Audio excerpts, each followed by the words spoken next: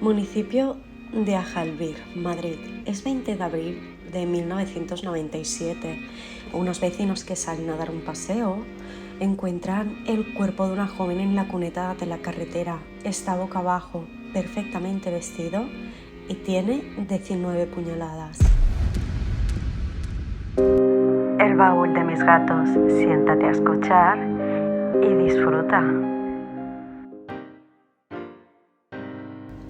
Muy buenas, curiosos, bienvenidos a vuestro podcast El baúl de mis gatos, donde todas las semanas hablaremos, opinaremos y nos sumergiremos en leyendas urbanas, crímenes reales e historias que nos ponen los pelos de punta. Ya vamos por el episodio 12 y estoy un poco no resfriada, estoy con la alergia. Entonces, si me escucháis la voz un poquito así cogida, es por eso. Hoy nos sumergiremos en una historia que sucedió en el año 1997 en Algete, Madrid. Era un pueblo pequeño donde todo el mundo se conocía cuando fue sacudido por una tragedia que nadie habría imaginado. Eva Blanco Puig, de 16 años, había desaparecido y poco después fue encontrado su cuerpo sin vida a 6 kilómetros de su hogar. Pero el caso no fue resuelto hasta que pasaron 15 años, a tan solo 19 meses, para que prescribiera. Olga y Manuel son un matrimonio joven. Deciden mudarse a Algete desde Madrid buscando un lugar tranquilo donde empezar de cero y encontrar la felicidad. Han perdido a su hijo de tan solo 2 años de edad y necesitan un cambio. Con el paso del tiempo consiguen superar su dura pérdida y tienen 3 hijas. Eva, que en el año 1997 tiene 16 años, Rebeca con 14 y la más pequeña, María, de 11 años de edad. El 19 de abril de 1997, Eva le pide permiso a su madre para llegar un poquito más tarde a casa. Tiene 16 años y quiere disfrutar un rato más con sus amigos. Esa noche irán a una discoteca. Es una chica responsable a pesar de su edad y siempre acata las normas que les ponen sus padres, así que Olga le da permiso. Cuando el reloj marca a las 12:10 de la madrugada, Olga tiene un mal presentimiento. Es muy extraño que Eva aún no haya llegado a casa y decide llamar a su amiga. Vanessa, con la que había salido esa noche su hija, le confirma que Eva se despidió y salió para llegar a casa a la hora que habían acordado. Ella la acompañó un tramo del camino y desde el punto donde la dejó ya debería haber llegado. Esto hace que todas las alarmas de Olga salten y decide llamar a Manuel, su marido y padre de Eva, que está trabajando en su grúa de servicio de carretera y pues está en la calle. Manuel, como en ese momento el único vehículo que tiene a mano es su grúa de trabajo, recorre todas las calles de Algete buscando a Eva. Olga sale con Rebeca, su hija mediana, que recuerda perfectamente ese día y lo nerviosa que estaba su madre. Llamaba a gritos a Eva por la calle mientras la buscaban y los amigos de Eva también salen a buscarla después de la llamada que recibe Vanessa. Es muy raro que aún no hubiera llegado a casa y nadie tiene noticias de ella. Después de pasar unas horas buscando a su hija sin éxito, a las 2 de la madrugada, Olga y Manuel deciden ir a la Guardia Civil para poner una denuncia por desaparición. Pero, como es habitual, los agentes les dicen que no se preocupen, que es un adolescente y que seguro está bien que simplemente llegará tarde a casa. Les dicen que por protocolo deben pasar unas horas para poder formalizar la denuncia. A las 6 de la mañana, después de pasar toda la noche buscando a Eva, deciden volver a la Guardia Civil para presentar una denuncia por desaparición. Y en esta ocasión sí les toman nota de los hechos e inician el operativo de búsqueda para localizar al adolescente. 2 horas más tarde aproximadamente, Dos vecinos del municipio de Ajalbir, que salieron a dar un paseo matutino, encuentran en la carretera en obras que unirá Algete con Cobeña un cuerpo sin vida. La zona donde es encontrado se conoce como Las Pesqueras, que es conocida porque las parejas jóvenes van en busca de intimidad para mantener relaciones en su coche. En la cuneta de la carretera ven algo extraño. Parece un cuerpo y cuando se acercan observan que es una joven que está boca abajo y tiene puñaladas en la espalda, concretamente 19. También tiene algunas heridas en la cabeza y está perfectamente vestida. Solo tiene una manga de la chaqueta quitada como si alguien le hubiera dado un tirón, pero no parece que el abuso haya sido el motivo del ataque. Cuando se recibe el aviso del cuerpo que han encontrado, la Guardia Civil va al lugar de los hechos y confirma que se trata de Eva Blanco. Quizás si hubieran tomado nota de la denuncia en el primer intento que hicieron Olga y Manuel, esto no habría sucedido. La primera impresión que tienen los investigadores de la Guardia Civil es que Eva se subió en el coche de alguien que la trasladó los 6 kilómetros de distancia que hay entre Las Pesqueras y Algete. Una vez allí, se bajó del coche, intentó huir y su atacante la persiguió y la apuñaló por la espalda.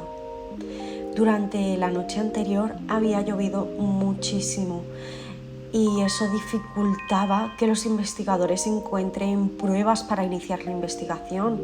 Solo hallan la huella parcial de un zapato que parece que es de la talla 42, pero tras realizar la autopsia encuentran ADN en el cuerpo.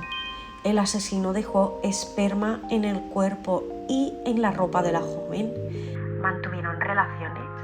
¿Es alguien conocido de Eva? A Manuel y Olga les notifican la tragedia ya pasado el mediodía y sus hermanas se enteran por lo que la gente comenta en el pueblo. Rebeca cuenta más adelante que fue a recoger a su hermana pequeña, a María, y se cruzaron con unos agentes de la Guardia Civil y les dijeron que habían encontrado a su hermana y que estaba en Madrid. Si en el momento del hallazgo las pruebas de ADN hubieran funcionado como ahora, habría sido tan sencillo como introducirlo en una base de datos. Pero en el año 1997 en España era una tecnología relativamente nueva y no fue tan sencillo. La Guardia Civil bautiza el caso como Operación Pandilla. Las primeras hipótesis, como podéis imaginar, fue que el asesino debía pertenecer al entorno cercano de Eva. En concreto se centran en su círculo de amigos, que fueron los últimos en verla con vida. Por eso deciden llamar así al caso. Reconstruyen el último día de Eva y la tarde la pasó jugando al tenis. Después fue a casa a ducharse y a comer algo.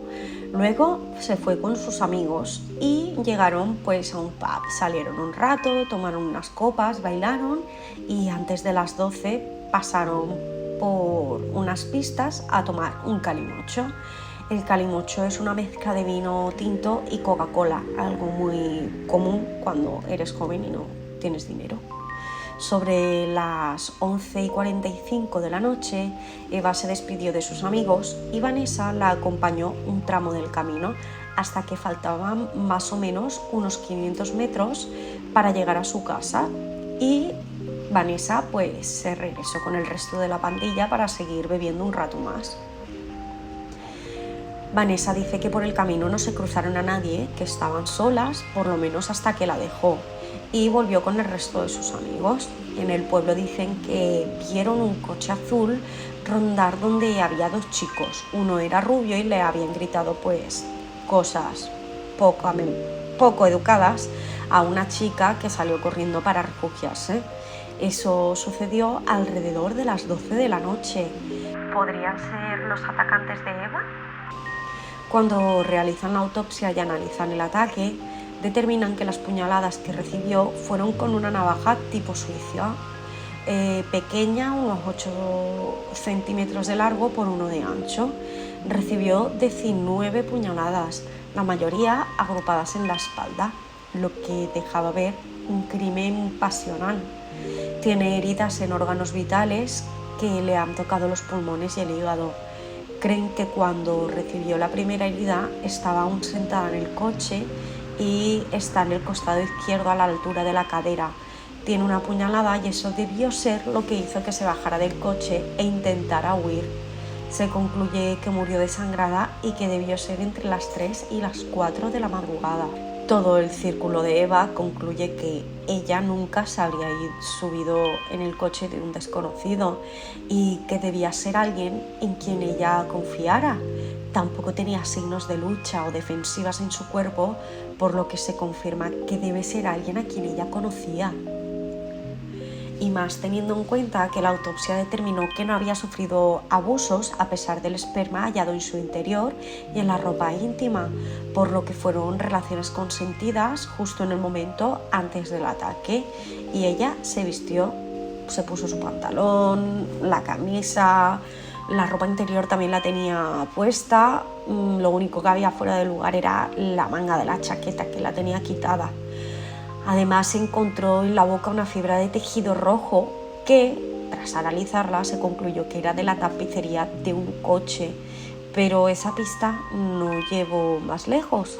Esa tapicería era muy común en la época y también habían cogido un preservativo cerca de la escena, pero tras analizar el ADN no coincidía con el hallado en el cuerpo de Eva.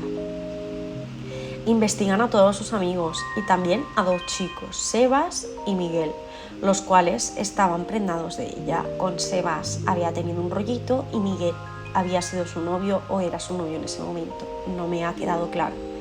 Pero todas las líneas de investigación que abrían pues se cerraban rápido porque no llevaban a ningún sitio y tampoco coincidían con el ADN hallado. Solo en las primeras pesquisas que se hicieron al círculo cercano, la gente con la que mantenía contacto habitualmente, trabajadores nocturnos y agresores ya fichados que pudieran estar por la zona en el momento de los hechos, realizaron más de 300 análisis y ninguno coincidía. Olga encuentra los diarios de Eva pegados debajo de un cajón 8 meses después de la tragedia y decide entregarlos a los investigadores para que los analicen. Así pues podrían ver la intimidad de Eva de manera más profunda y analizar la manera en la que pensaba, sus experiencias y quizás podían encontrar algo que ayudara en el caso.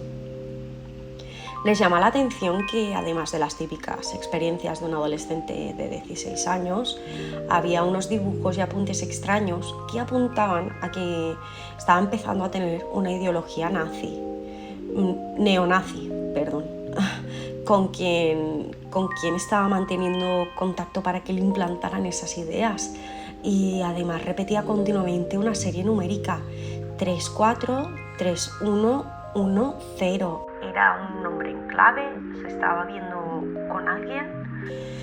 En páginas anteriores se podía leer Eva y Miguel, uno de los chicos que investigaron que había sido su novio. Y más adelante había 2 páginas escritas con Eva y 343110. ¿Podía ser el nombre del asesino de Eva y nadie sabía de su existencia? Se dedujo que el atacante tenía que ser mayor de edad, conducía y tenía coche. Los chicos con los que Eva había salido eran menores de edad, igual que ella. Investigan acerca de los apuntes neonazis y en el instituto de Eva había un grupo con esta ideología y sus amigos confirman que en algún momento ella tuvo contacto con ellos.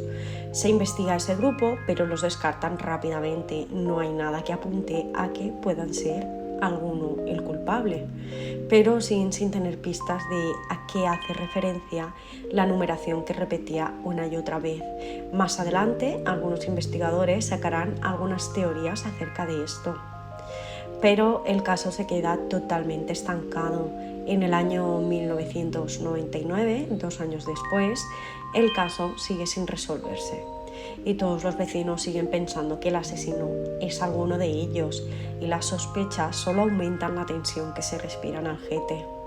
Así que los mismos vecinos deciden impulsar una iniciativa para que se haga una prueba de ADN a los varones, Más de 2.000 hombres dieron su consentimiento, pero la juez instructora desestimó la diligencia por considerar que el culpable no se presentaría voluntariamente para hacerse la prueba. Durante años el caso siguió sin ningún sospechoso o pista que seguir, pero la Guardia Civil siempre tuvo sobre la mesa el caso de Eva. A cada persona nueva que entraba le entregaban la carpeta para ver si un ojo nuevo podía darle un punto de vista diferente al caso y conseguían avanzar. El objetivo de la Guardia Civil con la prueba de ADN era encontrar a algún familiar o perfil que encajara con el del asesino. Quizás no encontraban al culpable, pero sí a alguien relacionado con él. A finales del año 2000 les dieron permiso para hacer los análisis y compararlo con el de las muestras, pero a un grupo reducido de personas. Así que se decidió que se haría las pruebas a las personas que ya habían sido investigadas y que habían dado la autorización, y a las personas que tuvieran un coche parecido al que se creía que había subido Eva, un Renault blanco. Finalmente, de todos los voluntarios que se presentaron, solo se analizaron 45 muestras y necesitaron 4 meses para completar todos los análisis. Pero tras tener los resultados no había ninguna coincidencia. Ya en el año 2007 han pasado 10 años y todos los investigadores seguían convencidos de que Eva conocía a su agresor. El que fuera un desconocido encaja menos con todas las vías de investigación que habían abierto y cerrado.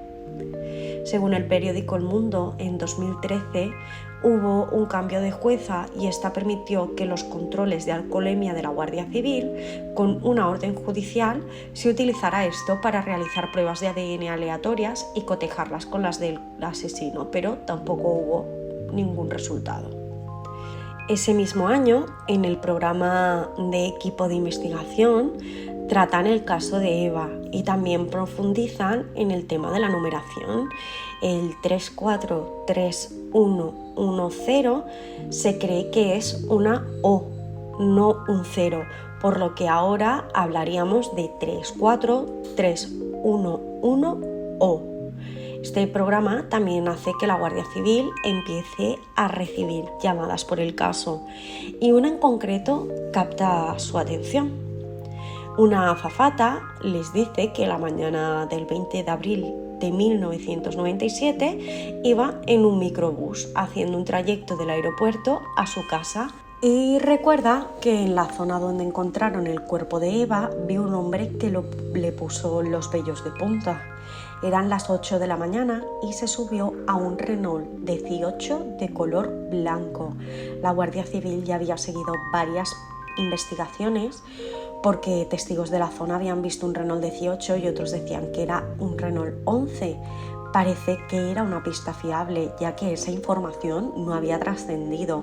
Con los datos que le proporciona la azafata, hacen un retrato robot. Se trata de un hombre con rasgos rudos, cejas cuadradas y gruesas, nariz un poco ancha y labios gruesos. Una altura entre 1,70 m y 80 m, pelo corto, y parece que debería tener entre 35 y 40 años en el momento del crimen. Varias personas reconocen a un hombre que había vivido por esa época en el barrio y lo localizan en Ceuta. La Guardia Civil va hasta allí para recoger una muestra de ADN y cotejarla con la del culpable, pero una vez más no hay coincidencias. Deciden volver a interrogar a los amigos de Eva. Ahora que son adultos, quizás dan otros detalles o versiones que ayuden con la investigación. En el momento de los hechos eran menores de edad y tenían miedo a ser castigados por haber hecho algo que no debían. Efectivamente, ahora dan más detalles a los investigadores y analizan toda la información nueva, pero la investigación sigue estancada. Lo que obtienen no lleva a nada. En 2015, uno de los investigadores recibe la información de que con el ADN ahora pueden obtener más datos del individuo, de dónde son sus orígenes, rasgos físicos, y descubre que en España hacen este tipo de análisis. En la Universidad de Santiago, que es pionera en esa tecnología, pues les piden ayuda. Vuelven a analizar el ADN, pero necesitan la muestra original para analizarla y por suerte aún la conservan.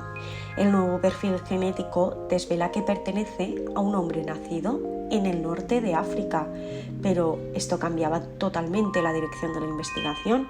Con este dato ya no podían seguir buscando dentro del círculo cercano de Eva quién era este individuo. En la carpeta de la investigación aún guardaban el censo de habitantes del pueblo de Algete en 1997. En ese año constaban 300 hombres nacidos en Marruecos, de los cuales 10 vivían aún en el pueblo. Todos dan una muestra de ADN a los investigadores de manera voluntaria y ninguno coincide. Empiezan a contactar con el resto de sospechosos, por así decirlo, para tomarles declaración y pedirles una muestra. Algunos siguen viviendo en España y otros se han ido a su país natal u otros países. No es una tarea fácil y ya han podido analizar 89 muestras, pero siguen sin tener ninguna coincidencia. ¿Será que el culpable solo estaba de paso? Cuando llegan a la persona 90, tienen un resultado. Se trata de un hombre que había vivido en Algete, muy cerca de la casa de la familia de Eva. Ahora mismo vive en Francia, pero les dice a los investigadores que tiene que viajar al sur de España y queda con ellos en la carretera Nacional 1 para proporcionarles una muestra. Como es algo rápido, solo pues frotarle lo que es la cara interior de la mejilla, es parar un momento, hacer un frotis y seguir. El resultado sorprende a los investigadores, da un 97% de coincidencia con el culpable, por lo que es familiar directo del asesino de Eva, con toda probabilidad su hermano. Este hombre tiene 3 hermanas y 2 hermanos. De los varones, uno vive en Murcia y el otro está en Francia. Le realizan la prueba de ADN al que vive en Murcia, pero la Guardia Civil no le da detalles del motivo, por si se trataba del asesino de Eva, pues que no pudiera huir. Y da el mismo resultado que el anterior, es el hermano del culpable. Así que por descarte, el hermano que vive en Francia debe ser el que asesinó a Eva. Envían a la policía francesa una petición para que detengan al sospechoso. Su nombre es Ahmed Chel. En el año 2015 tiene 52 años y no constaba en el censo de Algete. En 1997 vivía en Cobeña. En el momento del crimen tenía 34 años y una familia formada. Tenía mujer e hijos. Era repartidor de plantas en un vivero que estaba muy cerca del lugar donde encuentran el cuerpo de Eva y vivía allí mismo en una caravana que le prestaba el dueño del vivero. Se marchó del pueblo en el año 1999, justo el año en el que se recogieron las firmas de los voluntarios para realizar la criba de ADN para el caso de Eva. Se va a Francia a vivir y su mujer, 2 años más tarde, se traslada también con sus hijos. Pero Ahmed ya tiene una nueva pareja con la que se casó en 2003 y viven al este de Francia, haciendo casi frontera con Suiza. La Guardia Civil viaja hasta allí para participar en el operativo de su detención y es arrestado el 1 de octubre de 2015. Adelantan la detención un día porque Ahmed está haciendo entrevistas en Suiza y es muy posible que se marche de un momento a otro del país. Y los tratados que hay entre Suiza y España pues no son tan buenos como los de Francia y sería muchísimo más difícil el poder detenerlo. Cuando es detenido le comunican que es por el asesinato de Eva Blanco Puig y él no muestra ningún tipo de emoción, se queda totalmente indiferente y los agentes dijeron que simplemente agachó la cabeza, hizo un gesto como diciendo «pues me habéis pillado». El tiempo para entregarlo al juzgado debe ser de máximo 72 horas y deciden que ir en avión es la mejor opción. El tiempo de viaje son aproximadamente 2 horas, pero el juez les da permiso para iniciar el interrogatorio en Francia. Por la mañana, la Guardia Civil llama a Manolo, el padre de Eva, para preguntarle si estarán en casa. Y el equipo completo, exceptuando pues los que están en Francia, le dan la noticia a Olga y a él. Por fin habían atrapado al culpable. La primera pregunta que hace Olga es si conocían al asesino de su hija, pero no le conocen. Y cuando se enteran en el pueblo tampoco tienen muy claro de quién se trata. No le conocen en primera instancia, pero cuando se enteran de que era el repartidor de flores, sí lo ubican, sí lo recuerdan. Cuando interrogan a Ahmed, dice que la noche del 20 de abril de 1997, dos individuos le obligaron a eyacular sobre Eva e intenta suicidarse la primera noche de su detención. Le han retirado todos los objetos con los que pueda autolesionarse, pero consigue un trozo pequeño de ladrillo y se rasca la yugular para intentar seccionar la arteria, pero los vigilantes evitan que se lesione. Se solicita la orden de extradición y se la conceden, así que el 9 de octubre de 2015 viajan en un avión militar hasta Torrejón de Ardoz, donde es trasladado al juzgado. Ahmed se niega a declarar ante la jueza por consejo de su abogado y más adelante da la misma versión que dijo en Francia, que fue obligado a eyacular sobre Eva por dos individuos. Pero cuando le preguntan cómo llegó su esperma al interior de Eva, se queda callado, no tiene explicación para eso. Se le envía al módulo de presos preventivos en Soto del Real y la jueza ordena que sigan el protocolo antisuicidios. El 13 de octubre de 2015 llegan los resultados del test de ADN y confirman que Ahmed fue el que violó a Eva. Lo trasladan a la cárcel de Alcalá Meco, pero la prisión levanta el protocolo antisuicidio el 16 de diciembre de 2015. Había informes que indicaban que estaba mucho mejor y el compañero de celda que lo vigilaba fue retirado el 8 de enero de 2016, tras recibir otro informe que ratificaba que ya no había riesgo de suicidio. Incluso él se había prestado voluntario para acompañar a otras personas que estuvieran en la situación que él había estado.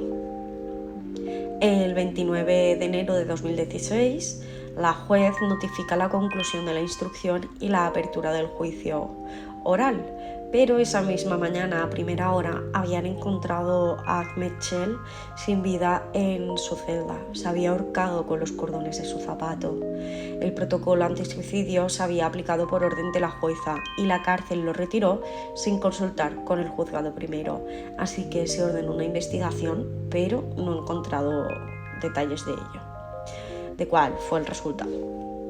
El caso, al haber fallecido el único acusado, se cerró sin ser resuelto y la Guardia Civil asegura que el único autor fue Ahmed Chel.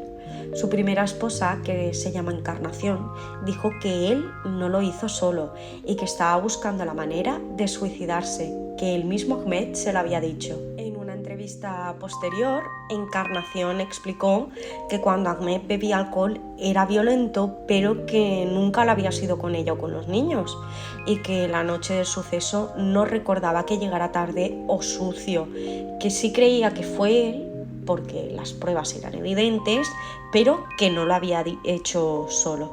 El hermano de Ahmed confirmó que esa noche habían estado los tres hermanos en la misma discoteca donde Eva y la pandilla habían salido a bailar. Quizás habían hablado y habían cogido confianza. Es posible que después se la encontrara de nuevo y se ofreciera a acercarla a casa y ella aceptara. El padre de Eva, Manuel, dijo que el caso tuvo el mejor final, porque Ahmed se había juzgado y condenado solo. Y Olga, su madre, dijo que ella quería tener un juicio y escuchar también la versión real de lo que sucedió aquella noche. Pero Ahmed se llevó ese secreto a la tumba y el caso de Eva no se pudo cerrar, por lo que sigue constando como no resuelto. Bueno, curiosos, y hasta aquí el episodio de hoy. Muchísimas gracias por haberme escuchado un domingo más. Podéis ver imágenes del caso y otras cositas interesantes del True Crime en nuestras redes sociales. Os dejo los enlaces en la caja de descripción. No olvides suscribirte, darle me gusta y dejarme tus comentarios con vuestras opiniones, cosas que queráis saber del caso o episodios, o sea, sugerencias para episodios, ¿no?, que os gustaría escuchar. Así que nos vemos la semana que viene en un caso más.